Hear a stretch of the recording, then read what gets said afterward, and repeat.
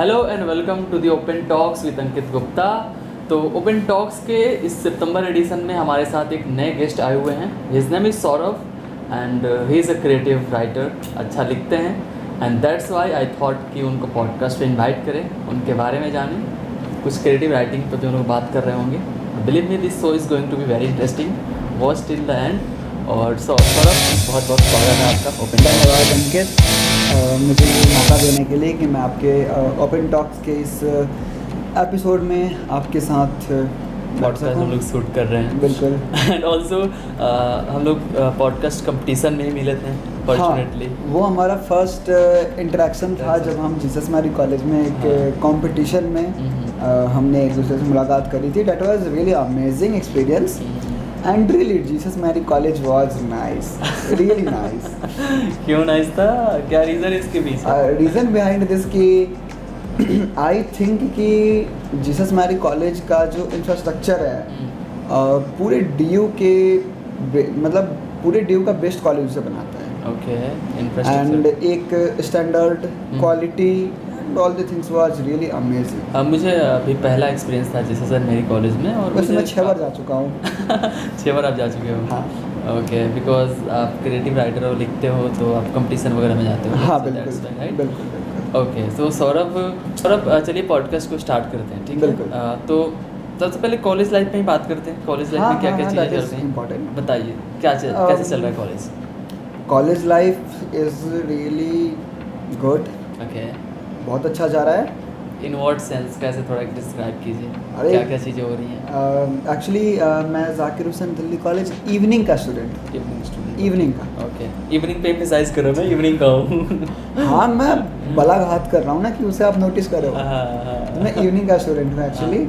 तो हमारे साथ ना क्या है कि अगर हमें कॉलेज में जाना होता है ना तो मॉर्निंग से परमिशन लेनी पड़ती है कि क्या हम अपने इवनिंग के बच्चों को एंट्री दिला सकते हैं। ओह, ऐसा? हाँ, सारी चीज़ें हैं, बहुत सी चीज़ें हैं। कोई भी कंपटीशन हो या फिर कोई भी इवेंट हो जहाँ पे हमें ऑडिटोरियम चाहिए होता है या फिर एवी रूम चाहिए होता है, तो हमें सेमिनार रूम चाहिए होता है, तो हमें मॉर्निंग कॉलेज से परमिशन लेना पड़ता है। बड़े भैया से परमिशन लेगा, बड़े भैया से परमिशन लेके आओ। और उसके साथ साथ कुछ फीस भी डिपॉजिट करनी पड़ती है कि इस रूम का पर्टिकुलर इतना फीस है, उतना पे करो, फिर आप अच्छा ऐसा कॉलेज में उस फिर सिक्योरिटी होगा शायद कि चीज़ें अगर that is not security, that is payment है। फीस। या पहली बार सुन रहा हूँ मैं ऐसा चीज़। Okay, it's reality, it's fact. ठीक है। सौरभ, आप क्रिएटिव राइटिंग भी करते हो, क्या क्या लिखते हो, बताओ उसके बारे में। जनरली मैं क्रिएटिव राइटिंग तो क्लास 9वीं से कर रहा हूँ। या क्लास 8वीं तक मुझे पढ़ने का बहुत शौक था। मैं शौक था, अभी क्या हो गया? अभी शौक नहीं है? अभी भी पढ़ता हूँ। ओके, मीन्स अभी भी है। Okay okay. पहले मैं बहुत ज़्यादा पढ़ा करता था, अब तो डोमेन भी है ना, डोमेन को भी साथ में लेके चलना है। अच्छा, हिंदी इज योर डोमेन है? No no no, Hindi is not my domain, my domain is commerce. मैं कंफ्यूज इसलिए हो गया क्योंकि इससे पहले एक और पॉडकास्ट शूट हो रहा था। That person was also a poet. अच्छा। तो हिंदी उनका डोमेन था, तो मुझे लगा आपका। नहीं, मेरा डोमेन हिंदी नहीं है। मैं आपका कोर्स क्या है? मेरा बीकॉम है। B.Com मैं बीकॉम 3rd ईयर का स्टूडेंट हूँ। Okay okay. अभी बीकॉम से पहले मेरा जो कोर था that was science. Science, okay. वो साइंस था। फिर मैं कॉमर्स में शिफ्ट हुआ। हम्म। ऑब्वियस बात है, ये थोड़ी बुरी बात होती है कि साइंस से कॉमर्स में आ गया। क्यों ऐसा, क्यों आप सोचते हो? अब ऐसे लोग 12th सोचते हैं, आप भी ऐसे सोचते हो? ऐसा मेंटालिटी होती है। मैंने भी सुना है कि ये तुम्हारा डिमोशन है, तुम वहाँ से यहाँ आए वो हो। हायरार्की बन गया, साइंस, कॉमर्स एंड आर्ट्स। हाँ, हाँ। अगर उससे नीचे आए तो तुम नीचे के हो, ऊपर हो तो ऊपर के हो। हाँ। कम तो out of this mentality society. Commerce मैं साइंस से कॉमर्स में आया, हाँ। बट आर्ट्स मेरी हॉबी है। एंड नॉट केवल हिंदी, मुझे हिस्ट्री भी पसंद है, पोल साइंस भी बहुत अच्छा लगता है, इकोनॉमिक्स पढ़ता भी हूँ। You like political science? या ओके पॉलिटिक्स में बहुत इंटरेस्ट है मेरा। ओके ओके, आएंगे उसमें, politics पे मैं बात एक करेंगे। बार मतलब चीज़ों को समझ के बता देता हूँ कि what is going to be in reality, कि क्या पॉलिटिक्स, इंटरनल पॉलिटिक्स क्या है। मैं चीज़ों को बहुत जल्दी समझ लेता हूँ, तो मुझे पॉलिटिक्स भी बहुत पसंद है। ओके ज्योग्राफी दिल से अच्छा लगता है। Okay okay. हाँ, नेचर से जुड़ना किसको अच्छा नहीं लगता। Right right. एंड इसके साथ साथ साइकोलॉजी है, फिलॉसफी है, ये चीज़ें भी बहुत अच्छी लगती हैं। पता है सौरभ, अभी लोग वेट कर रहे हैं आपके स्पिरिचुअलिटी, इन चीज़ों में बहुत मुझे अच्छा क्रिएटिव लगता है। स्पिरिचुअलिटी पे, उस बिल्कुल। पर आएंगे हम लोग, डेफिनेटली उस पर डीप बातें करेंगे। अभी लोग वेट कर रहे हैं आपसे कुछ सुनने के लिए, तो कुछ सुना दीजिए लोगों को, क्या आप लिखते हाँ हो? बिल्कुल। देखिए, लेखन में जब देखा जाता है तो हम जनरेशन जेड के युवा हैं, जेन जी। Right right. तो हमें ना दो चीज़ें हमारे जहन में अभी बहुत ज़्यादा आती है। एक समाज, सोसाइटी, और जब हम समाज को देखते हैं तो वीर रस, करुण रस, बहुत सारी चीज़ें आती हैं। श्रृंगार रस नहीं, श्रृंगार रस नहीं, श्रृंगार रस का फिर एक अलग मोटिव बन जाता है कि श्रृंगार रस को ना लोग प्यार मोहब्बत से जोड़ देते हैं, पर हम जब श्रृंगार रस को वास्तव में देखें तो हमें वो हर जगह देखने को मिलता। श्रृंगार रस के भी 2 पार्ट होते हैं, बिल्कुल, है ना? एक जो संयोग और वियोग। हाँ हाँ हाँ, एक जो समाज को इंगित कर रहा होता है और एक अपनी महबूबा को इंगित कर रहा होता है। और जब हम सामाजिक दृष्टि से देखते हैं तो वहाँ भी आता है कि जब हम चांद की बातें करते हैं, एक तरफ में चांद होगा, एक तरफ में लोरियाँ, एक तरफ में चांद होगा, एक तरफ में रोटियाँ, एक बगल में नींद होगी, एक बगल में लोरियाँ। जब देखते हैं तो चांद, एक बगल में चांद होगा, क्या जब हम बेसिक मीनिंग पकड़े। हाँ, पीयूष सर की कविता है, एक बगल में चांद होगी, एक बगल में रोटियाँ, एक बगल में नींद होगी, एक बगल में लोरियाँ। चांद जिसका पेट भरा हुआ है उसे चांद का क्या मतलब लगता है? उसे रोटी समझ में आता है, उसे रोटी समझ नहीं आती, उसे चांद ही समझ में आता है। जो प्रेम में पागल है उसे चांद का मतलब क्या, उसे उसकी महबूबा समझ में आती है। जिसका पेट खाली है, जो भूखा है, उसे चांद का मतलब क्या समझ आता है? रोटियां समझ आती हैं। तो पोएट्री सब्जेक्टिव होता है। लोग पोएट का सबसे बड़ा ब्यूटी यही होता है कि लिखता वो एक चीज़ है लेकिन उसके अलग अलग मीनिंग होते हैं। बिल्कुल, कविता के अकॉर्डिंग। मैं अभी रिसेंट गार्गी कॉलेज में गया था, तो वहाँ के प्रोफेसर सर ने ये बात बहुत अच्छी तरीके से समझाई थी कि व्हाट इज़ रियल कविता। तो जब हम रियल मीनिंग देखें तो कविता वो है कि पोएट डिलीवर कुछ करे, समझने वाला कुछ और समझे। वो रियल पोएट ये बताए ही नहीं कि मैं कहना क्या चाहता हूँ।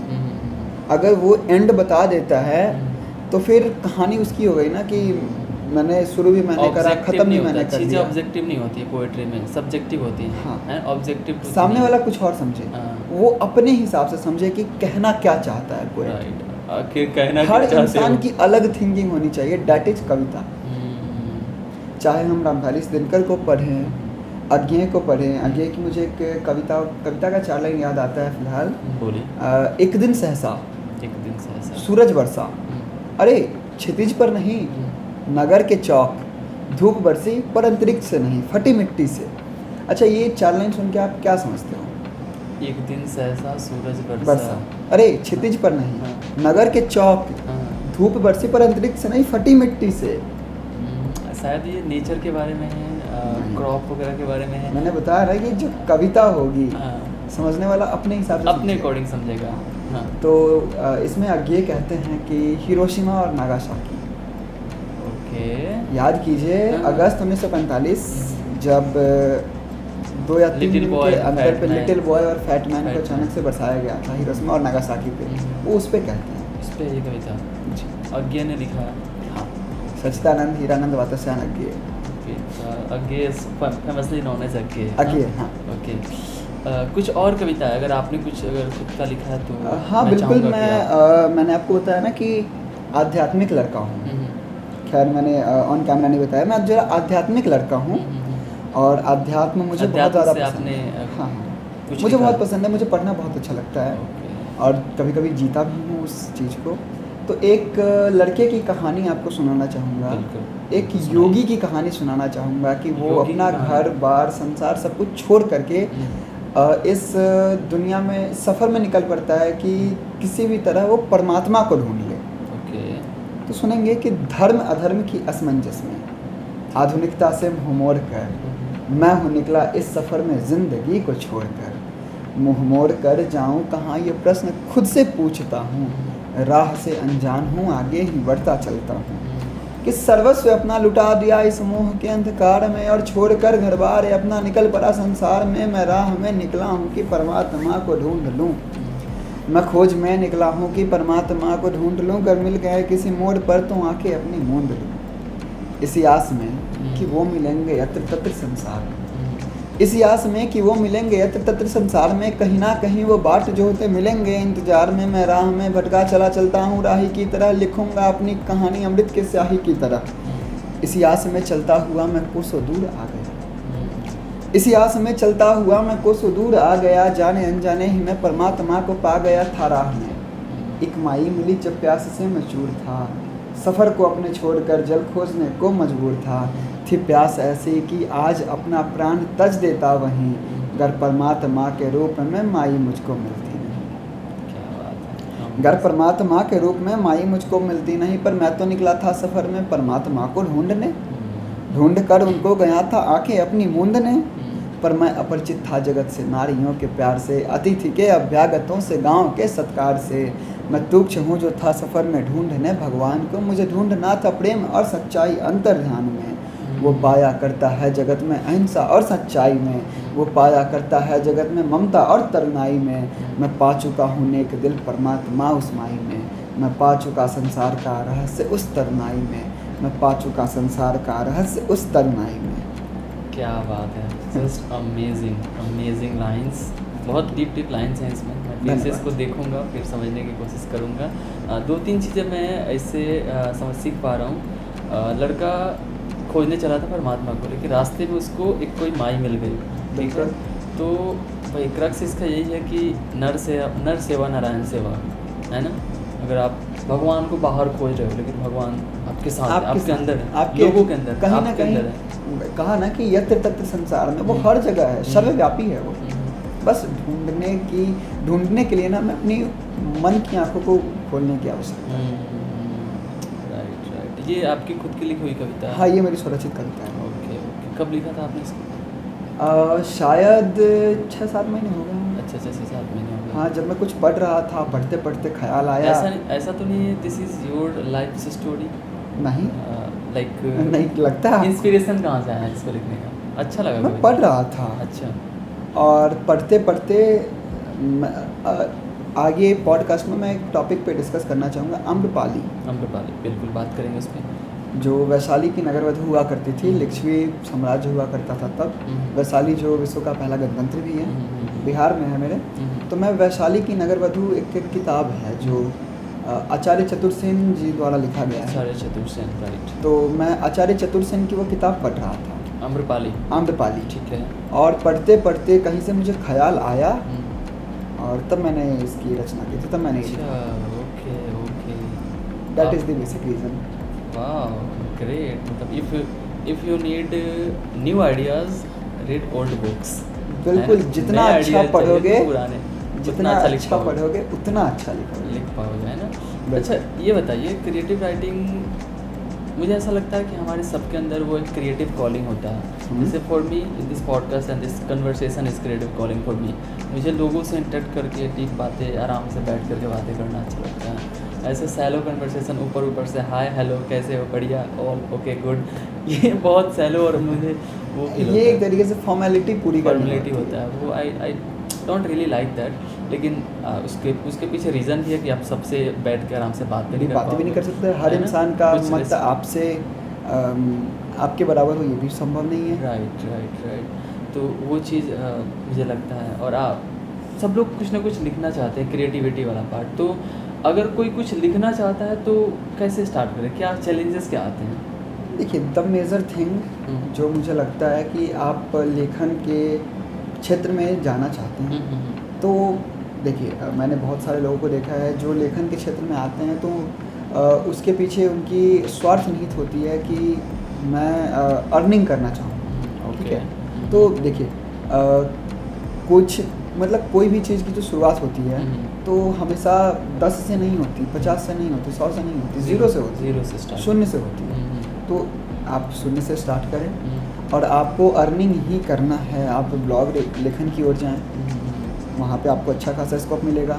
और अगर आप दिल की गहराइयों से निकली हुई आवाज़ों को लिखना चाहते हैं, तो फिर diary writing is the best, जहाँ पे आपको ना कोई तुक मिलाने की आवश्यकता है, ना कोई छंद लिखने की आवश्यकता है, ना कोई पर्टिकुलर कहानी लिखने की आवश्यकता है। आप डायरी लेखन करें। मेरा दोस्त निखिल कहता है कि वो किसी एक पर्टिकुलर पर्सन से मिला और एक पर्सन की अच्छाइयों को उसने 18 पेज में लिखा। ओके। जब मैंने पढ़ा, मैं शॉक्ड रह गया।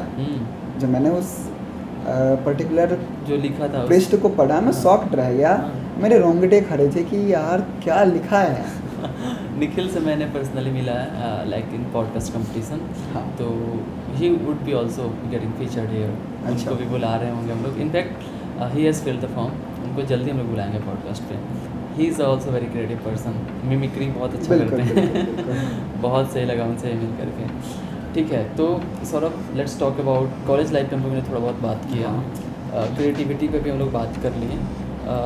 मुझे पता चला आपसे बात करके आप स्टार्टअप के फील्ड में बहुत ज़्यादा इंटरेस्टेड हो। हाँ, दैट इज़ माई, आपका इंटरेस्ट है उस फील्ड में बहुत ज़्यादा है। ओके, बताइए। एंड अगले कुछ महीनों में हम कुछ लॉन्च करने जा भी रहे हैं। Oh really? हमारी कंपनी जो टेकमैक इंडिया होने वाली है वो अगले कुछ महीनों में पब्लिकली फीचर्ड होगी।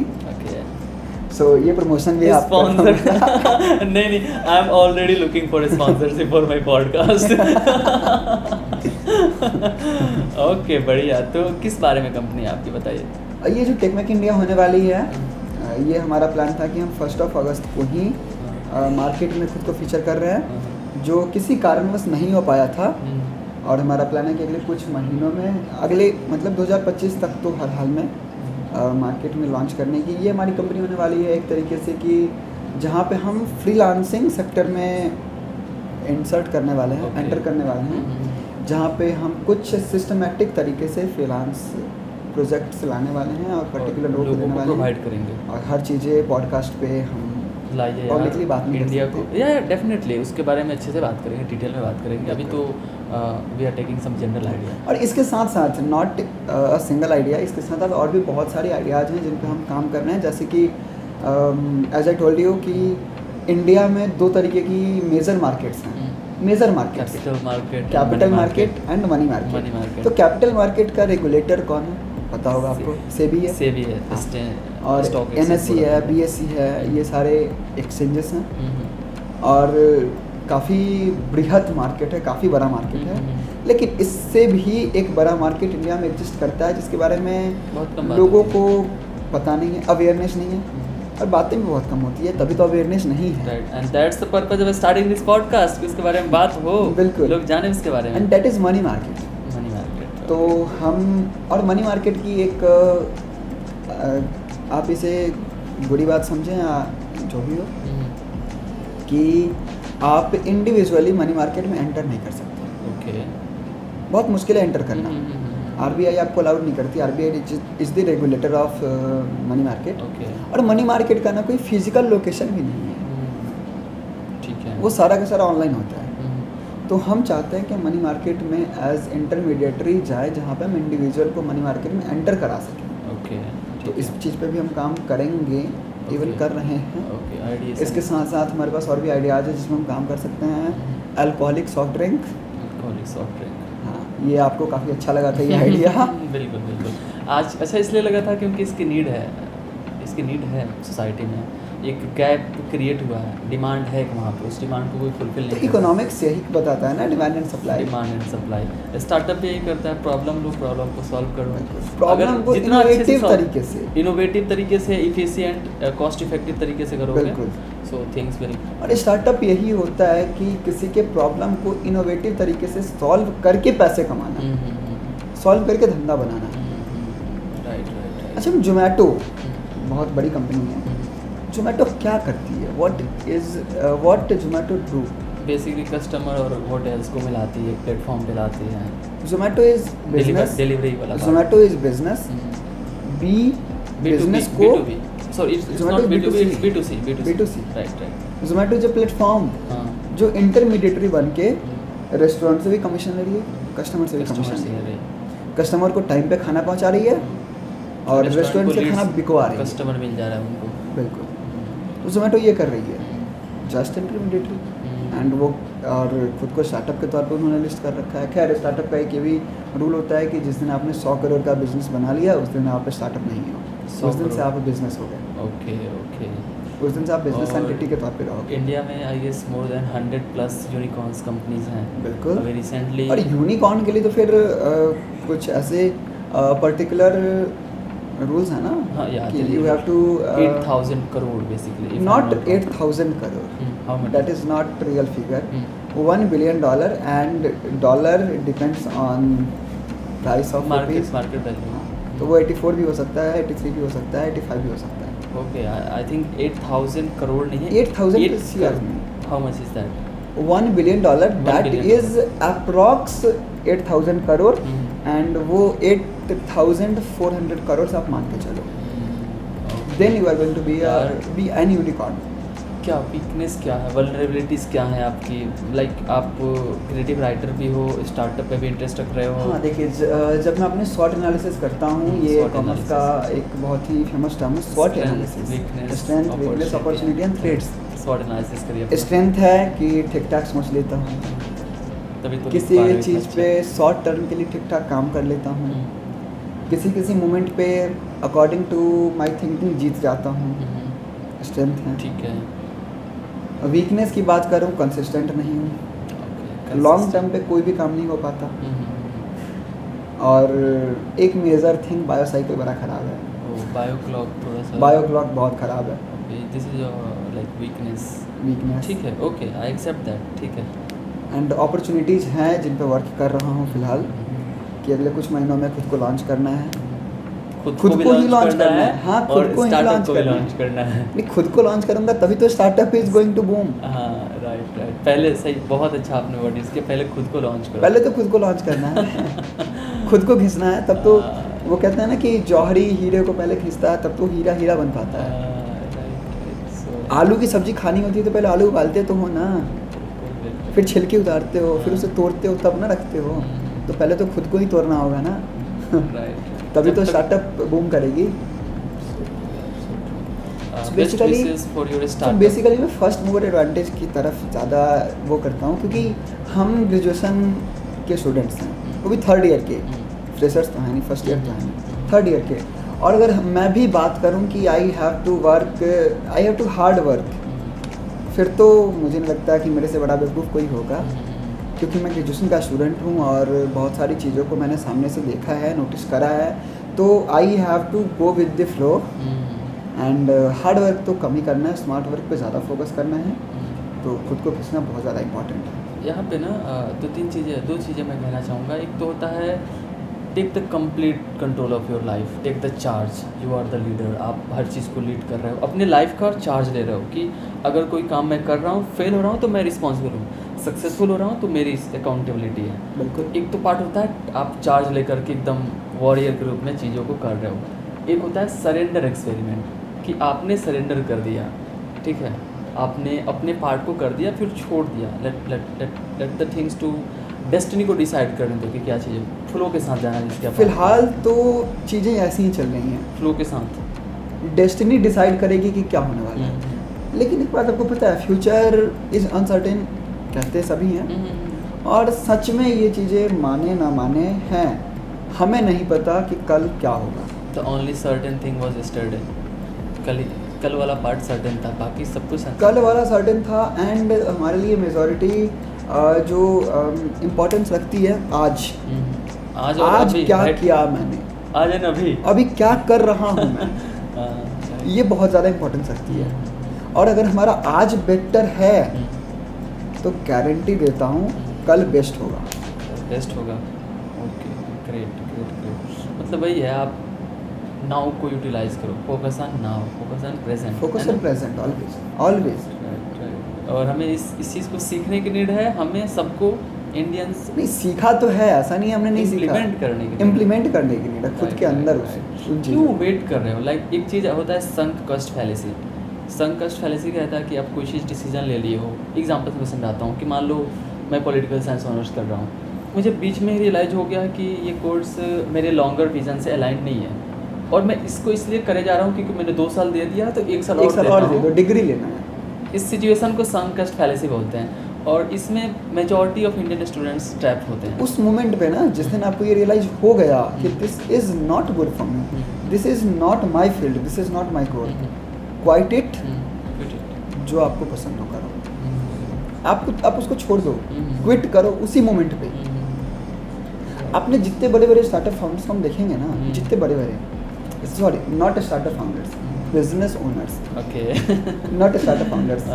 Every startup founder is not a startup founder. Okay जब हम बिजनेस ओनर्स को देखेंगे ना तो हमें 60% ना कॉलेज ड्रॉप आउट, अनएजुकेटेड दिखेंगे. This is reality. ओके, इसके पीछे क्या रीज़न है? इसके पीछे का रीज़न है कि उन्होंने ना अब देखिए, हमारे अंदर ना आत्मविश्वास की भी बहुत कमी होती है. मैं कंसिस्टेंट क्यों नहीं हूँ? मेरे अंदर आत्मविश्वास की कमी है. मुझे लगता है कि अगर मैं 10 लाख रुपए, अब ये सी बात है, मैं तो मिडिल क्लास फैमिली से बिलोंग करता हूँ, घर वालों का 10,000 तो करूँगा नहीं खर्चा. ओके. तो मैं अगर किसी कहीं फंड रेज करता हूँ, 10 लाख रुपए कैपिटल लेके आता हूँ और किसी सर्टेन इन्वेस्टमेंट, किसी बिजनेस में सर्टेन इन्वेस्टमेंट करता हूँ, तो मुझे डर रहता है कि कहीं मैं फेल हो गया तो. दैट इज मेजर थिंग कि हमें आत्मविश्वास की कमी है. मुझे पता है मैं कर लूँगा, फिर भी डर लगा रहता है कि नहीं कर पाया तो आत्मविश्वास की कमी है ना. फिर रिस्क तो लेना पड़ेगा. विदाउट रिस्क के बिना इश्क नहीं है. यही बात है, रिस्क से इसके करना पड़ेगा, तभी जाकर के हम कुछ लाइफ में कुछ सिग्निफिकेंट कर पाएंगे. Otherwise nothing is going to be happen. और आई रियली वांटेड टू, इस पूरे पॉडकास्ट का पर्पस ये भी है कि कुछ चीज़ें मैं लोगों को बता पाऊँ, जो भी मैंने सीखा है उस एक्सपीरियंस को शेयर कर पाऊँ. And I do feel, and I strongly do feel, ये मुझे विकास सर से सीखने को मिला कि मीडियोक्रिटी इज़ अ क्राइम. आप किसी भी फील्ड में हो, be the best of that field. और बेस्ट होना, एक दिन में आप बेस्ट नहीं होते हो, इट टेक्स टाइम. मैंने बोला ना, आज बेटर करने का ट्राई करो, कल बेस्ट ऑटोमेटिक होगा. बिल्कुल, जस्ट ले दैट परफेक्ट. अच्छा, आपको पता है, आपने विकास देवीकीर्ति सर की बात करी, वो मेरे कॉलेज के अलुमनाई हैं. Okay, Vikas Devikirti sir. Okay, Zakir Hussain college. बिल्कुल. एंड ऑल्सो आप बता रहे थे और कोई प्रोफेसर हैं? हाँ, doctor Vijendra Singh Chauhan sir. Okay. He is great personality. The person who is known for बैठने का तरीका थोड़ा कैजुअल है. बिल्कुल कैजुअल है. क्योंकि पॉडकास्ट है, पॉडकास्ट में कैजुअल, इनफॉर्मल नेचर. हाँ. तो वो आपके कॉलेज के अभी शायद प्रोफेसर? हाँ, वो मेरे कॉलेज में अभी प्रोफेसर हैं. अब आप लोग मिलते हो उनसे? आते हैं कॉलेज टीचिंग कराने? हाँ बिल्कुल, वो टीचिंग में आते हैं. Okay, great. एंड उनकी जो वाइफ है मैडम नीलिमा चौहान मैम, वो इवनिंग कॉलेज में प्रोफेसर हैं. Same college. अच्छा, हिंदी की प्रोफेसर? दोनों हिंदी. ग्रेट यार, great. And even sir has started his on YouTube channel right now, Vijendra sir, है ना? अच्छा यार, बहुत अच्छा, उनसे बहुत कुछ सीखने को मिलता है. बाय द वे, मैं जिस विकास सर की बात कर रहा था, that was not Vikas Devikirti sir. मेरे प्रोफेसर हैं विकास सर, मैं उनकी बात कर रहा था. मैं एक करेक्शन करना चाहूँगा.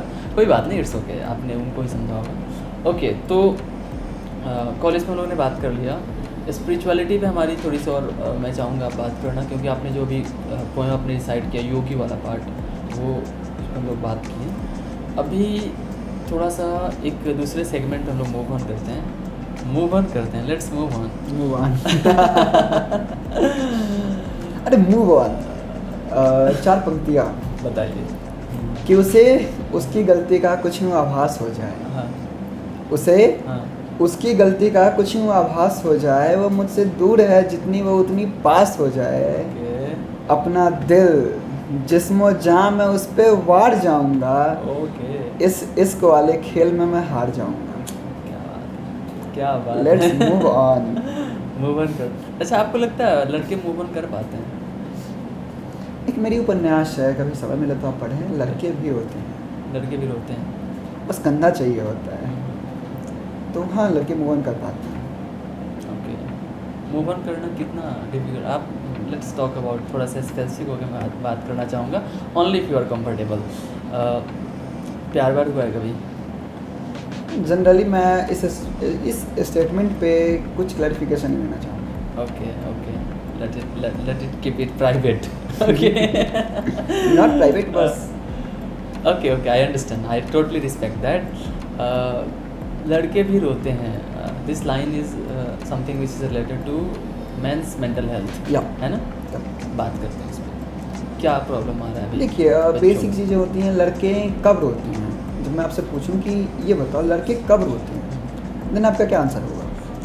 लड़के कब रोते हैं? जब ऑब्वियस सी बात है, बहुत ही एलिमेंट्री लेवल अगर आंसर दिया जाए तो व्हेन दे फील जब उनके लाइफ में पेन, कुछ सेपरेशन वाला पार्ट आ जाए, जब उनकी लाइफ में लगता है कि अब मेरे पास कुछ नहीं, या फिर जब उन्हें लगता है कि मैंने बहुत चीज़ें खो दिया, जब उन्हें लगता है कि मुझे ना इस पर्टिकुलर चीज़ को हर हाल में अचीव करना है एट एनी कॉस्ट, लेकिन नहीं कर पा रहे, तब रोते हैं। हैं। देखिए बेसिकली लड़के ना या तो अपनी माँ की गोद में रोते हैं, वो कब तक होता था, जब तक कोई स्कूल में होते हैं, 8वीं 9वीं, बहुत ज़्यादा 9वीं हो गई, और उसके बाद फिर वो कब रोते हैं, जब वो ग्रेजुएशन में होते हैं या फिर पीजी में होते हैं, पोस्ट ग्रेजुएशन में होते हैं, तब उनके रोने वाला सीन होता है। क्यों होता है?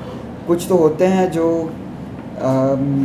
जो बनाए गए होते हैं, वो तो उन्हें जो चाहिए होता है वो तो अपनी लाइफ में अचीव कर लेते हैं, लेकिन कुछ ऐसे भी होते हैं, आपने बोला ना मीडियोकर, तो फिर उन्हें तो मुश्किल होती है चीज़ें। जो लोअर हैं बाबा बन जाएंगे, नेता बन जाएंगे, जो मीडियोकर हैं वो क्या करेंगे, 9 to 5 वाली जॉब में ही जाएंगे, ऑब्वियस सी बात है। लेकिन एक प्रेशराइज्ड भी हैं, घर का प्रेशर है कि you have to do something best, you have to do something good, अपने फील्ड में बेस्ट होना, सिंपल। आई डू ठीक है, बिलीव दैट। पर कर तो नहीं पा रहे ना वो, नहीं कर पा रहे। कर तो नहीं पा रहे ना। एंड उस मोमेंट पे फिर सच में एक रोने वाली सिचुएशन क्रिएट होती है, जहाँ पे आप अपने घर पे अपने पापा को ये नहीं बोल सकते कि पापा मेरे से ये चीज़ें नहीं हो रही हैं।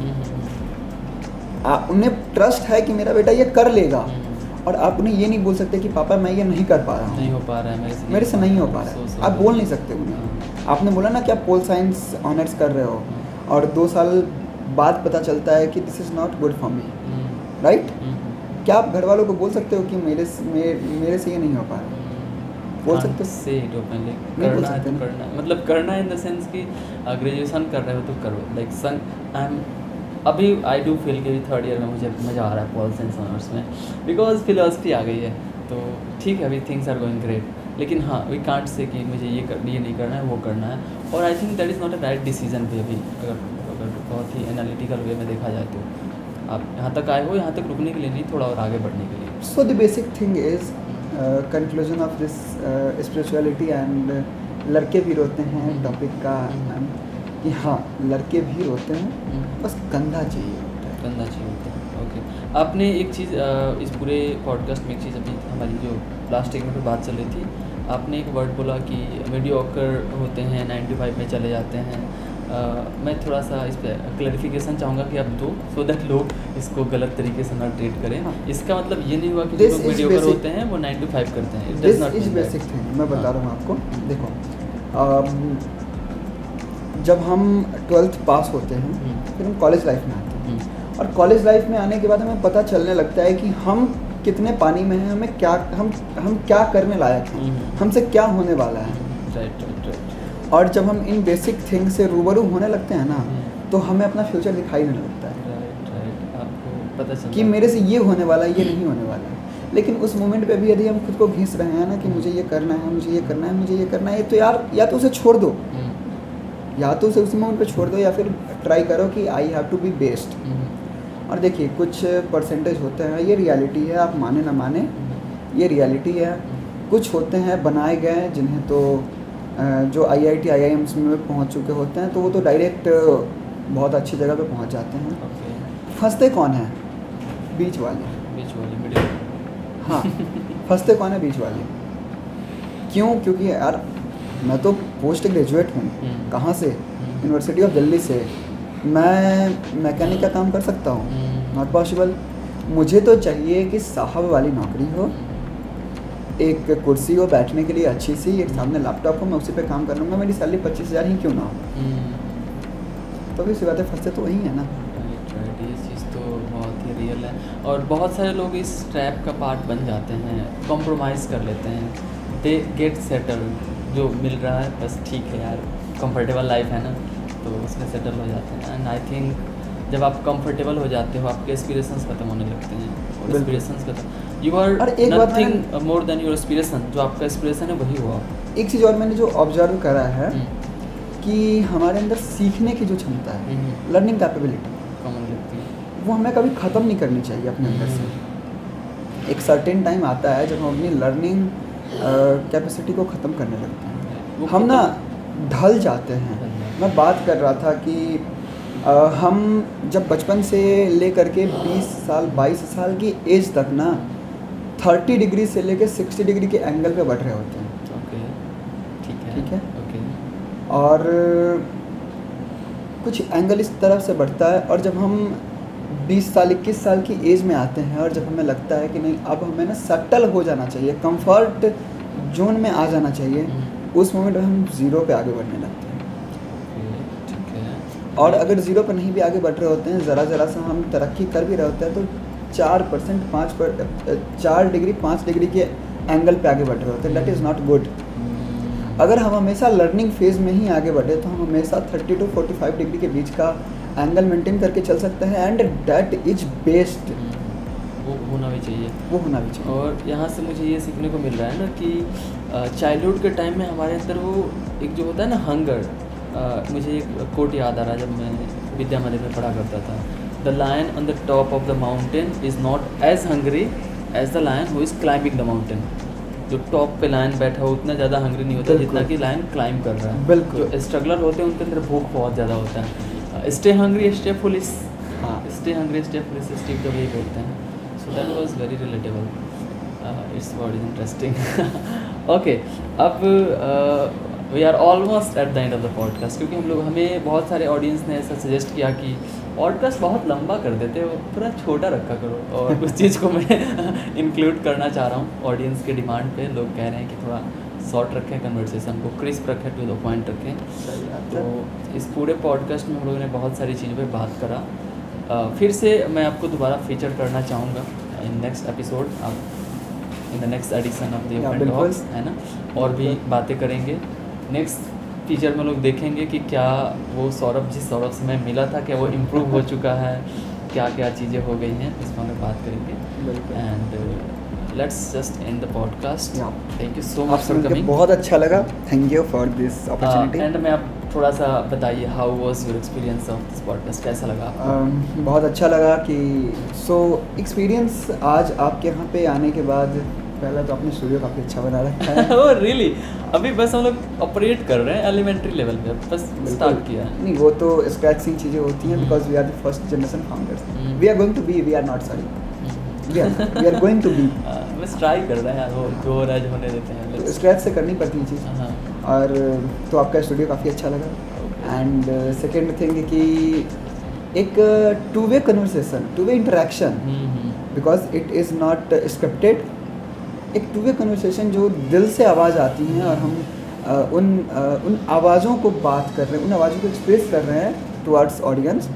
That is really amazing, and काफ़ी अच्छा लगा आपसे मिलकर, आपसे बातें करके। ये हमारी सेकेंड इंट्रोडक्शन है, हम सेकेंड टाइम जब मिल रहे हैं आपसे।